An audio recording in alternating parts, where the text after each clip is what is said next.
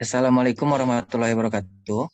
Waalaikumsalam Waalaikumsalam warahmatullahi warahmatullahi Warahmatullahi wabarakatuh. wabarakatuh. Baiklah, kami dari kelompok 1 mata kuliah manajemen dan pelayanan publik akan mempresentasikan materi mengenai Old Public Administration. Sebelum itu, saya akan memperkenalkan terlebih dahulu anggota kelompok 1. Yang pertama, ada Aprilia Hapsari, Rinjani Devina Suri, Angga Putra Tri Rezeki, Dista Sakila, Pepi Arianti, Irma Santi Lauli, M. Hafiz Al-Habsi, Fatih Jevia, Syafrinaldi, Afifah Rahma Aulia, Alia Amanda, Alia Sahra Silvandi, dan Handayani Nur Qoriah. Baiklah, selanjutnya penjelasan mengenai materi pertama akan dijelaskan oleh Pepi Arianti. Kepada Pepi Arianti disilahkan. Terima kasih kepada moderator. Baiklah, saya akan menjelaskan materi pertama yaitu All Public Administration. Definisi All Public Administration.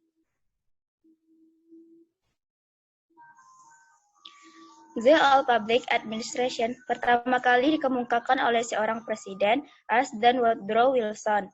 Beliau menyatakan bidang administrasi itu sama dengan bidang bisnis.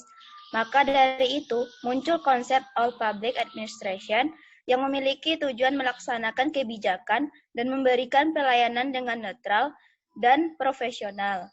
Administrasi publik asik dimulai ketika awal kelahiran dari administrasi publik itu sendiri. Pada masa perkembangan, awal administrasi publik dikenal dengan konsep yang sangat logistik, dengan berbagai macam aturan yang mengikat, struktur organisasi yang hierarkis yang kurang memungkinkan adanya koordinasi dari berbagai fungsi sangat sentralistik, dan betapa besarnya dominasi pemerintah dalam berbagai hal termasuk pemberian pelayanan publik.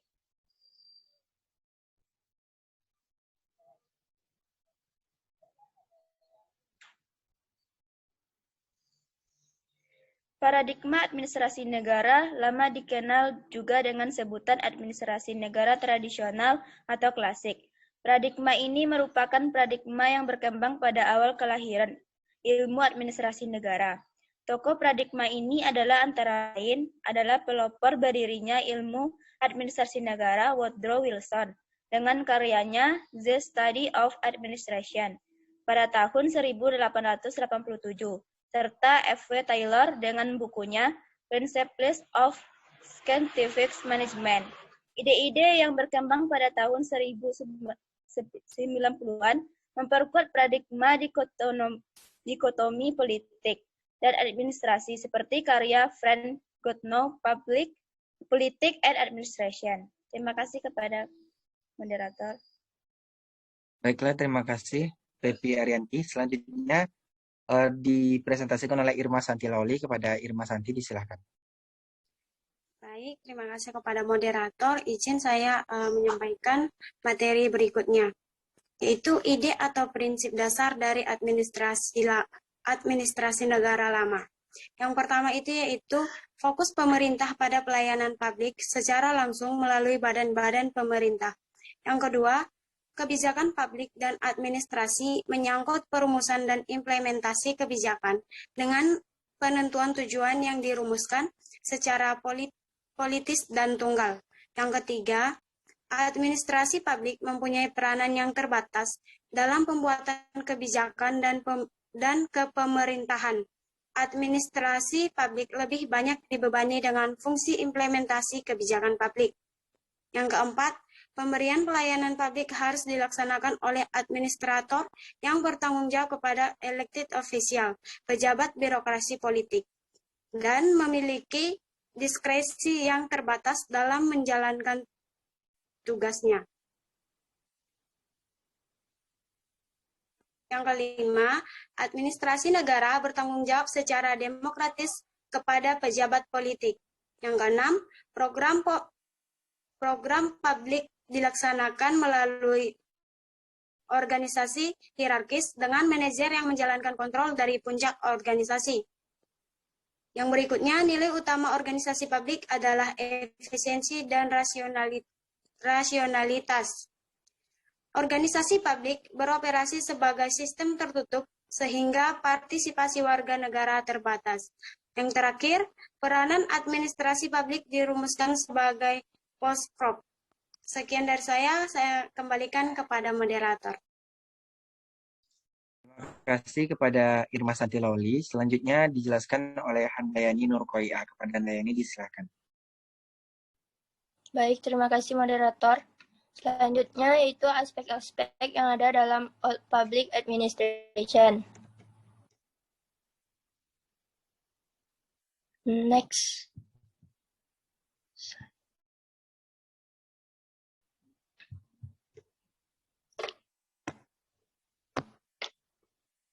Yang pertama yaitu dasar teori public administration. Paradigma 1 atau yang dikenal dengan dikotomi politik administrasi pada tahun 1900 sampai 1926. Frank J. Goodnow dan Leonardo Dwight dalam bukunya Politics and Administration menyatakan dua fungsi pokok dari pemerintah yang berbeda. Yang pertama yaitu fungsi politik yang melahirkan kebijaksanaan atau keinginan negara. Yang kedua yaitu fungsi administrasi yang berhubungan dengan pelaksanaan kebijakan negara. Fokusnya yaitu metode atau kajian yang akan dibahas dalam administrasi publik kurang dibahas secara jelas. Administrasi negara memperoleh legitimasi akademiknya lewat lahirnya Introduction to the Study of Public Administration oleh Leonard Dwight yang menyatakan dengan tegas bahwa politik seharusnya tidak ikut mencampuri administrasi. Dan administrasi negara harus bersifat studi ilmiah yang bersifat bebas nilai. Sekian, terima kasih. Saya kembalikan kepada moderator. Terima kasih kepada Handayani Nurkoia. Selanjutnya dijelaskan oleh Angga Rezeki. Kepada Angga disilakan. Paradigma 2, prinsip-prinsip administrasi negara pada tahun 1927 sampai tahun 1937. Pada fase ini, administrasi diwarnai oleh berbagai macam kontribusi dari bidang-bidang lain seperti industri, manajemen, berbagai bidang ini yang membawa dampak besar pada timbulnya prinsip-prinsip administrasi, sedangkan lokus dari paradigma ini kurang ditekankan karena esensi prinsip-prinsip tersebut. Di mana dalam kenyataan bahwa prinsip itu bisa terjadi pada semua tatanan, lingkungan, misi atau kerangka institusi ataupun kebudayaan. Dengan demikian, administrasi bisa hidup dimanapun asalkan prinsip-prinsip tersebut dipatuhi. Next, moderator.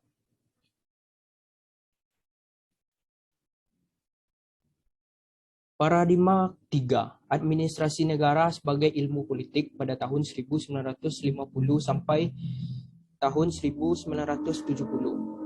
Secara singkat, dapat dipahami bahwa fase paradigma ini menerapkan suatu usaha untuk menetapkan kembali hubungan konseptual antara administrasi saat itu. Karena hal itu administrasi pulang kembali menemui induk ilmunya, yaitu ilmu politik.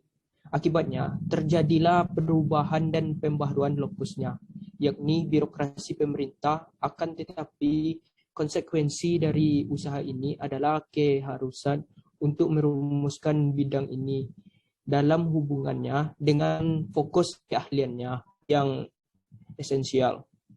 Terdapat perkembangan baru yang dicatat pada fase ini, yaitu timbulnya studi perbandingan dan pembangunan administrasi sebagai bagian dari administrasi negara. Baik, itulah dapat saya sampaikan kembali kepada moderator. Terima kasih kepada Angga. Selanjutnya Alia Amanda. Kepada Alia disilahkan. Baik, terima kasih moderator. Paradigma 4, administrasi negara sebagai administrasi pada tahun 1956 sampai 1970.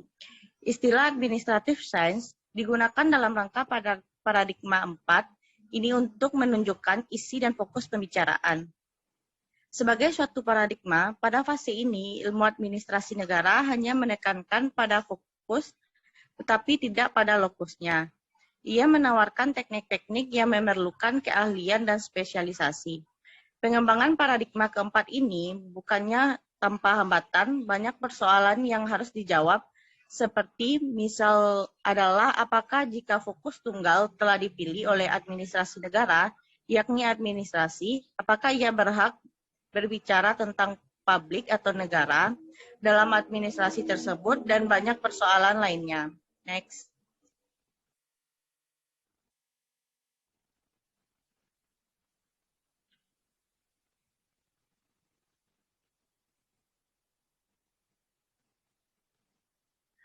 Paradigma 5. Administrasi negara sebagai administrasi negara pada tahun 1970. Dalam paradigma ini, ilmu administrasi negara mula menemukan jati dirinya.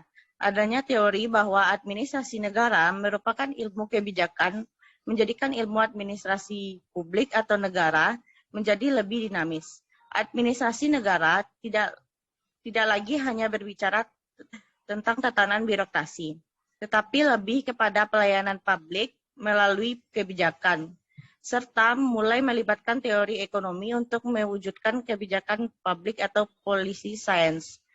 Sekian, terima kasih, kembali kepada moderator. Baiklah, terima kasih Alia Amanda. Selanjutnya dijelaskan oleh Aprilia Hapsari. Kepada Aprilia disilahkan. Baik, terima kasih kepada moderator. Materi selanjutnya yaitu tentang responsivitas birokrasi Old Public Administration. Administrasi publik tradisional yang disebut sebagai administrasi publik birokratis berkembang dalam pemerintahan sentralisasi atau sentralistik authoritarian regime sehingga pelayanan publik berlangsung secara sentralis. Pelayanan publik sangat tergantung pada pemerintah pusat, bukan pemerintah daerah. Menurut Denhart dan Denhart dalam Silalahi 2015, perspektif administrasi publik tradisional tentang pelayanan publik didasarkan pada teori politik. Kepentingan publik adalah sesuatu yang didefinisikan secara politis dan tercantum dalam aturan, yang dilayani adalah klien dan pemilih. Birokrasi publik bertanggung jawab kepada klien dan pemilih. Bentuk akuntabilitas menurut hierarki administratif dan peran pemerintah adalah sebagai pengayuh atau rowing.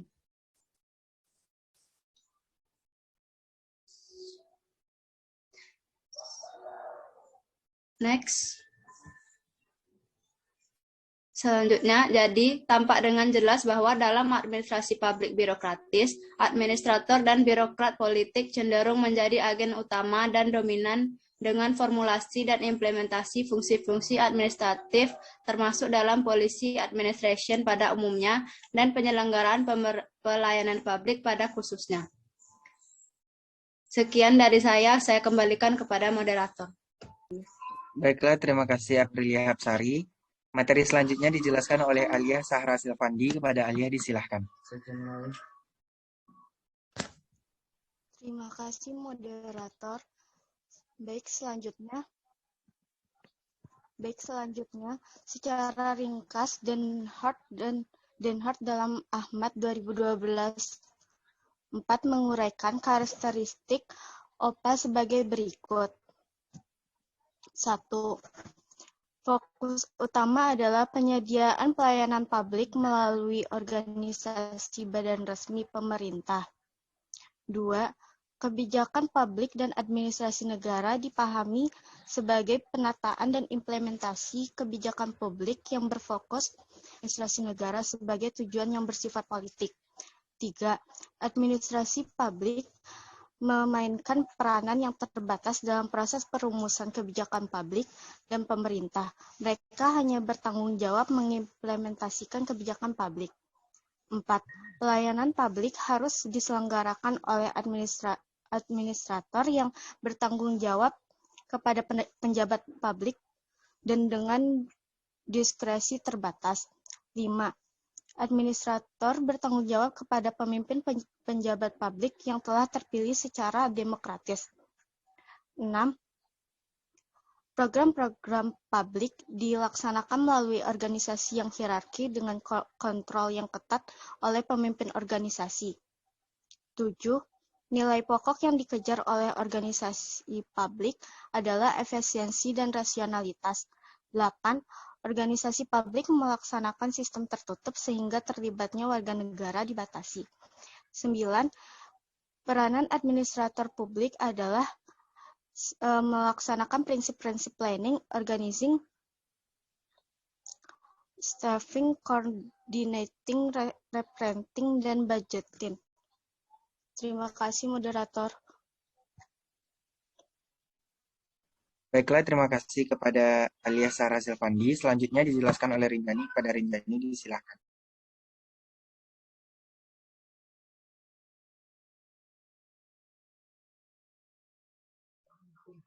Baiklah, terima kasih kepada moderator. Selanjutnya yaitu akuntabilitas OPA atau Oath of Public Administration. Akuntabilitas dapat dinyatakan sebagai kewajiban untuk memberikan pertanggungjawaban atau menjawab dan menerangkan kinerja dan tindakan seseorang, badan hukum, pimpinan, suatu organisasi kepada pihak yang memiliki hak atau berkewenangan untuk meminta keterangan atau pertanggungjawaban. Akuntabilitas dapat berarti perhitungan atas kewenangan yang digunakan yang menekankan kepada aturan dan kewajiban untuk mencapai tujuan.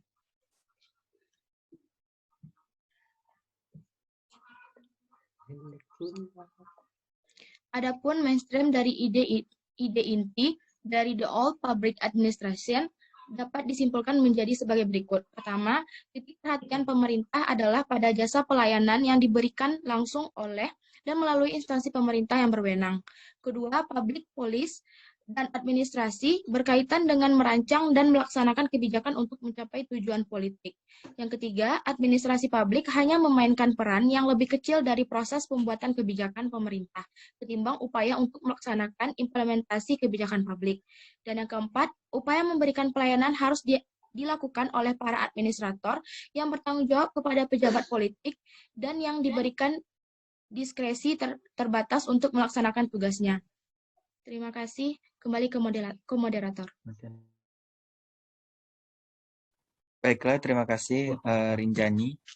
Selanjutnya dijelaskan oleh Ratih. Devia, kepada Ratih disilahkan.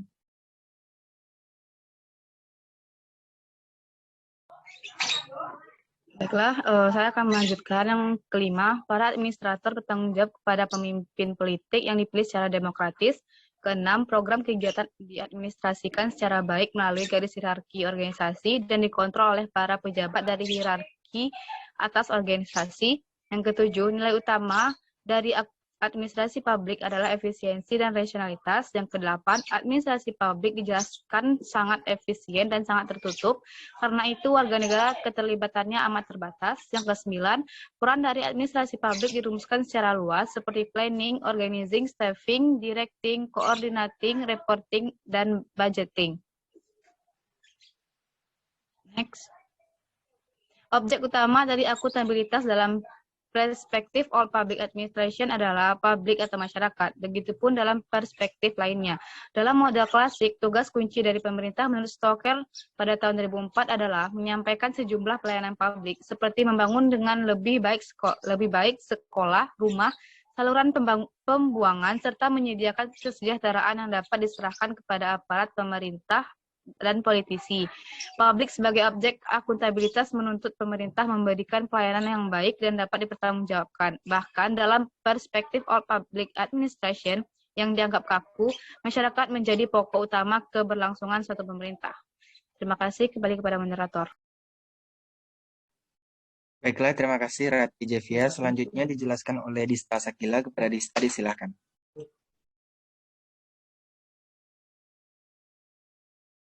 Baiklah, selanjutnya kita akan membahas tentang struktur organisasi OPA atau All Public Administration. Struktur organisasi pada all administrasi publik dengan pendekatan top-down, di mana dalam pendekatan top-down, implementasi kebijakan yang dilakukan tersentralisir dan dimulai dari aktor tingkat pusat dan keputusannya pun diambil dari tingkat pusat. Pendekatan top-down bertitik tolak dari perspektif bahwa keputusan-keputusan politik atau kebijakan yang telah ditetapkan oleh pembuat kebijakan harus dilaksanakan oleh administrator atau birokrat pada level bawahnya dengan menerapkan sistem rasionalitas. Selanjutnya, yaitu asumsi terhadap motivasi pegawai dan administrator OPA atau All Public Administration. Yang pertama yaitu gaji dan keuntungan. Gaji umumnya merupakan pembayaran atas penyerahan jasa yang dilakukan oleh karyawan yang mempunyai jenjang manajer tetap secara per bulan. Pengeluaran gaji dan upah merupakan hal yang sangat penting karena karyawan sangat sensitif terhadap kesalahan dalam hal penggajian atau terhadap hal-hal yang tidak wajar. Dan untuk menjaga suasana kerja yang baik, penting bahwa gaji dibayar tepat waktunya. Selanjutnya yaitu proteksi. Proteksi merupakan sistem perlindungan berupa kompensasi langsung maupun tidak langsung yang diterapkan oleh perusahaan kepada karyawannya dengan memberikan rasa aman baik dari sisi finansial, kesehatan maupun keselamatan fisik bagi pekerja, sehingga dapat beraktivitas dengan tenang dan dapat memberikan kontribusi positif bagi peningkatan nilai tambah perusahaan.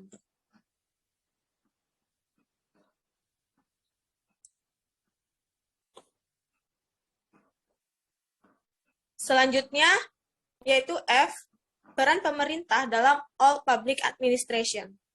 Konsep All Public Administration atau OPA merespon bahwa masyarakat sebagai clients, sehingga Den Haag pada tahun 2007 menyebutkan bahwa dependent atau followers. Akuntabilitas dalam konsep All Public Administration atau OPA adalah bersifat hierarkis. Konsep All Public Administration atau OPA ingin membentuk birokrasi yang efisien, disiplin, dan objektif. Namun, menurut Wianto tahun 2008, konsep ini akan menjadi tidak baik jika dia mencapai pada titik optimalisasi. Dwianto juga mengatakan akan terciptalah sebuah manajemen organisasi publik yang paternalistik, kaku atau rigid, dan tidak responsif. Menurut Sugandi tahun 2011, pandangan manajemen organisasi publik dalam konsep ini mengacu pada seperangkat aturan hierarki, kejelasan dalam pembagian kerja, dan prosedur detail. Saya kembalikan kepada moderator. Baiklah, terima kasih kepada Rizka dan teman-teman yang tadi sudah mempresentasikan. Bagi teman-teman yang keliru atau ingin bertanya mengenai materi kelompok kami, disilahkan. Izin bertanya, moderator. Ya, silakan Cindy Mailiza. Baiklah, terima kasih kepada moderator. Saya, Cindy Mailiza, ingin bertanya mengenai prinsip dari Den Haag. Menurut prinsip Den Haag, fokus pemerintah itu pada pelayanan publik. Jadi bagaimana praktik pelayanan publik dalam kebijakan pemerintah pada era All Public Administration di Indonesia? Sekian, terima kasih moderator.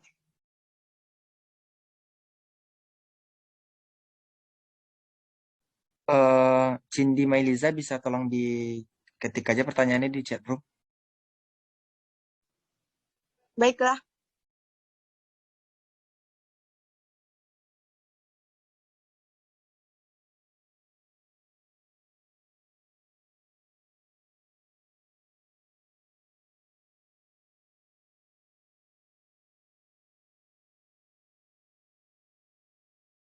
Masih ada buat teman-teman yang ingin bertanya, silahkan. Izin bertanya, moderator. Ya, silahkan. Perkenalkan, saya Hanifah Nila Putri, NIM 2004-2103. Izin bertanya kepada kelompok 2. Bagaimana kritik terhadap paradigma All Public Administration sehingga OPA diganti dengan NPM? Sekian pertanyaan dari saya. Ya, terima kasih. Pertanyaannya bisa dicatat di chat room aja ya, Hanifah. Masih ada lagi satu pertanyaan lagi, teman-teman yang ingin bertanya. Moderator. Ya, silakan Aulia Resti. Perkenalkan, nama saya Aulia Resti. Saya ingin bertanya kepada kelompok penyaji. Pertanyaannya itu, jelaskan apa kelebihan dan kekurangan dari All Public Administration tersebut. Sekian, terima kasih. Ya, pertanyaannya boleh dicatat di chat room ya. Jadi teman-teman yang bertanya tadi, berikan kami waktu beberapa saat untuk memberikan jawabannya. Terima kasih.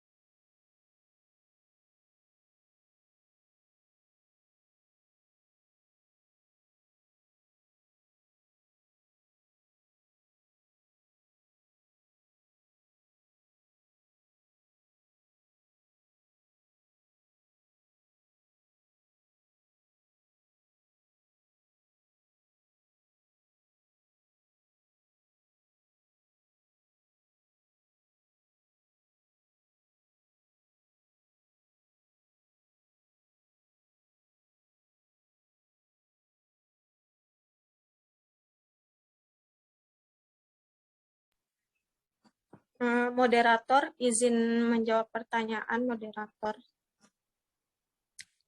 Iya, silakan Dista. Assalamualaikum warahmatullahi wabarakatuh. Perkenalkan, nama saya Dista Sakila dengan NIM 200421010. Baiklah, saya akan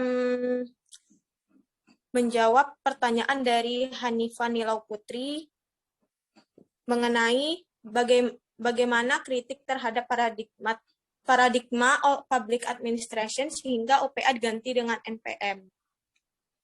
Baiklah, sebelum kita membahas mengapa diganti, tentu kita harus tahu bagaimana fokus utama dari all public administration.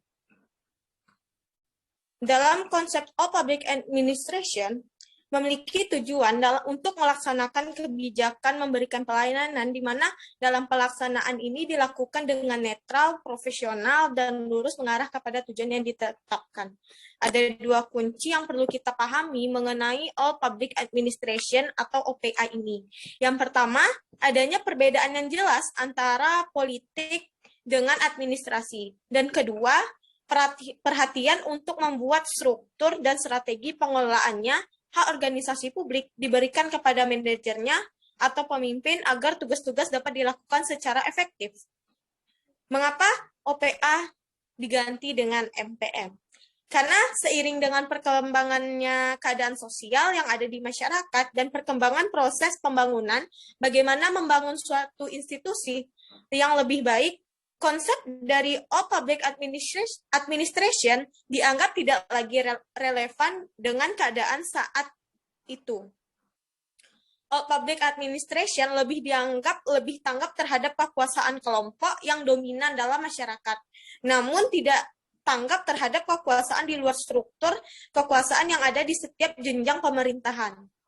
Hal ini disebabkan oleh proses perkembangannya ilmu administrasi yang kian hari semakin maju dan berkembang sehingga menyebabkan perkembangannya peradaban dari manusia itu sendiri, di mana pengembangan dan caranya pun mempunyai seni masing-masing karena dalam pengelolaan administrasi tidak akan sama antara manusia satu dengan manusia lain.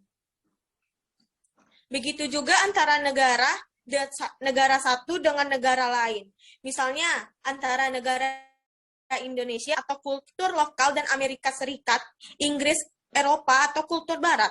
Hal itu terjadi sesuai dengan bagaimana situasi dan kondisi lingkungan yang saling mempengaruhi di negara masing-masing tersebut. Dengan demikian,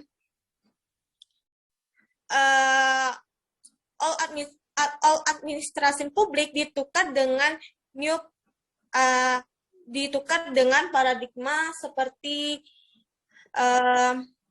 NPM atau New Public Management. Terima kasih Adi, itulah jawaban dari saya. Bagaimana kepada Hanifa dengan pertanyaannya Dista, dengan jawabannya Dista? Terima kasih kepada Dista Sakila, saya sudah paham. Oke, terima kasih untuk jawaban atas pertanyaan berikutnya. Sebentar ya.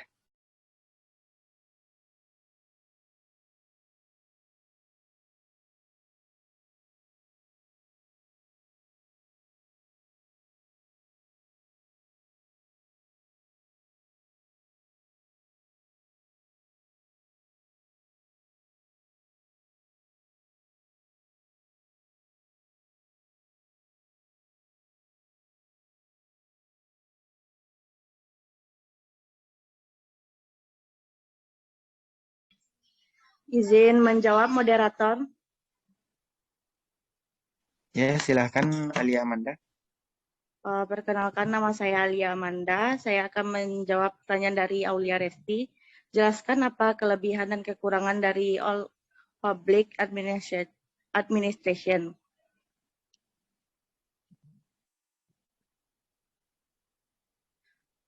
Kelemahan dan kelebihan All Public Administration dalam OPA, pemerintahan yang kaku dan sentralistik sebagaimana yang dianut oleh OPA karena masih kuatnya kewenangan penuh oleh pemerintah dalam membuat kebijakan. Hal ini berindikasi adanya kebijakan yang menguntungkan pemerintahan saja, tapi tidak dapat mensejahterakan masyarakat umum. Kemudian, OPA dan kurang relevansi dalam menempatkan persoalan-persoalan publik karena memiliki landasan filosofi dan ideologis yang kurang sesuai dengan administrasi negara, yakni menerapkan prinsip keterbukaan dan responsif, sehingga perlu dibuatnya paradigma baru. OPA juga kurang efektif dalam memecahkan masalah dan memberi pelayanan kepada publik. Selanjutnya, administrasi publik klasik terlalu menyederhanakan realitas struktur sosial kemasyarakatan. Kelemahan selanjutnya adalah karakteristik formalisme birokrasi yang seringkali dikendalikan oleh hubungan-hubungan informal, lalu tidak tumbuhnya rasa memiliki di kalangan birokrat. Hal ini disebabkan birokrasi difungsikan hanya sebagai pelayanan kekuasaan dan pelayan rakyat. Kelemahan yang terakhir adalah birokrasi yang dipersiapkan untuk pekerjaan-pekerjaan rutin. Karena itu, birokrasi seringkali tidak sensitif dan tidak mampu merespon dengan cepat perubahan yang terjadi di masyarakat. Kelebihan dari OPA adalah politik yang tidak mencampuri kegiatan administrasi di pemerintahan, sehingga tidak ada hasil dari kegiatan administrasi terhadap publik yang berbau politik. Administrasi publik klasik juga memampukan birokrasi memiliki daya stabilitas yang sangat tinggi, karena para birokrat diputuskan berdasarkan pertimbangan objektif. Para birokrat dilindungi dari kesewenangan hukum dan masa depan para birokrat terjamin. Struktur birokrat yang menjadi kompleks dan formal serta berdasarkan dokumen resmi akan menghindarkan birokrasi dari penyalahgunaan wewenang baik oleh birokrasi karir maupun birokrasi politisi yang berkuasa untuk sementara. Administrasi publik klasik ini juga dapat diimplementasikan di negara berbentuk kerajaan. Selanjutnya, sifat netral dari administrasi publik klasik ini dapat menghindari birokrasi dari kepentingan figur atau kelompok-kelompok tertentu. Sekian jawaban dari saya. Terima kasih. Terima kasih Alia Amanda. Bagaimana dengan Aulia Resti? Sudah paham dengan jawaban Anda? Terima kasih jawaban dari Alia Amanda, saya sudah mengerti. Oke, terima kasih untuk jawaban atas pertanyaan terakhir dari Cindy Maiza. Sebentar ya, sedang dalam pencarian.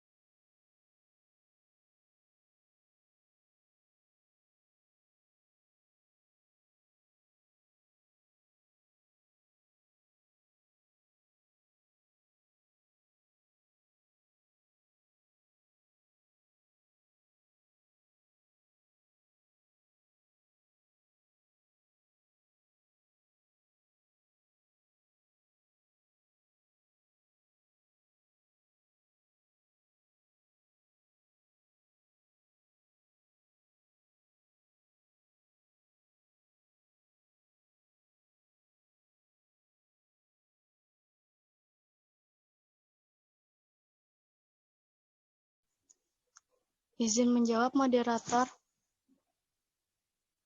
Ya, silakan Alia Sahra Silvandi.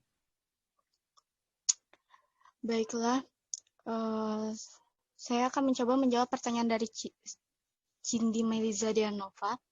Bagaimana perkembangan praktik pelayanan publik dalam kebijakan pemerintah pada era OPA di Indonesia? Dalam praktek di pemerintahan Indonesia, administrasi publik banyak menghadapi masalah yang saling berkaitan dengan masa lalu. Fakta sejarah tidak dapat dilepaskan secara sepihak dari persoalan yang terjadi. Keadaan masa lalu mempengaruhi perilaku birokrasi dalam bertindak, karena pada hakikatnya semua kegiatan administrasi negara harus berlandaskan kepada hukum. Praktek kebijakan negara di Indonesia mendasarkan kegiatan pada hukum tertulis. Hal ini tidak terlepas dari aliran hukum yang diterapkan di Indonesia, yaitu aliran hukum Eropa kontinental. Karena itu perlu pemahaman yang utuh tentang fundamental keberadaan penerapan sistem administrasi Indonesia pada praktik birokrasinya. Sekian, moderator. Apakah ada tambahan dari Cindy? Baiklah, bagaimana Cindy atas jawaban dari Alia Sahra? Sudah mengerti, Cindy? Baik, terima kasih atas jawabannya, Alia. Bisa dimengerti. Oke, baiklah. Terima kasih kepada teman-teman semua sudah berpartisipasi dalam Zoom presentasi kelompok 1 ini. Saya sebagai moderator dan mewakili teman-teman kelompok 1, mohon maaf apabila terdapat kesalahan dan kekurangan. Wabillahi taufiq wal hidayah. Wassalamualaikum warahmatullahi wabarakatuh. Waalaikumsalam warahmatullahi wabarakatuh.